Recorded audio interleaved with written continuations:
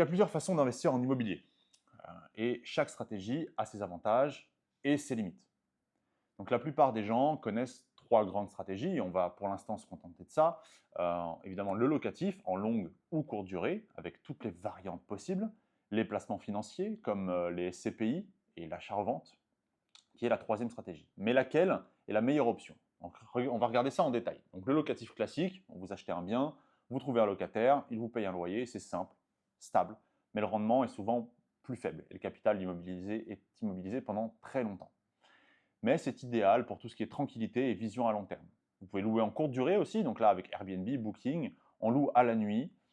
Sur le papier, ça rapporte plus, mais il faut faire attention à tout ce qui est réglementation. Et malheureusement, c'est très peu respecté. C'est un moyen qui permet par contre d'augmenter vraiment la rentabilité. Vous avez tous les placements financiers, SCPI, etc. Donc vous achetez des parts d'une société qui détient des biens. Donc, pas de gestion, mais un rendement souvent limité, une durée de détention pas forcément avantageuse et surtout, vous n'avez aucun contrôle sur cet investissement. Et ensuite, il y a le plus rentable. L'investissement immobilier que peu de gens font au final, c'est l'achat-revente. C'est là que les choses deviennent vraiment intéressantes. Donc l'achat-revente, c'est la stratégie la plus rentable en immobilier. Et pourquoi?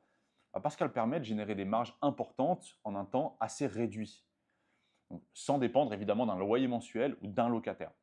Et contrairement à la location, où on doit attendre des années pour rembourser son crédit et commencer à gagner de l'argent, ici on encaisse en quelques mois. L'objectif est simple, vous achetez un bien sous le prix du marché, donc là, il faut négocier, l'optimiser avec des travaux ciblés et le revendre avec une plus-value. Avec cette approche, vous pouvez faire 10, 20, 30, 40% de marge en 6 à 18 mois. Et encore, j'ai jamais vu un bon achat-revente faire moins de 10% par an, même en étant prudent. Autre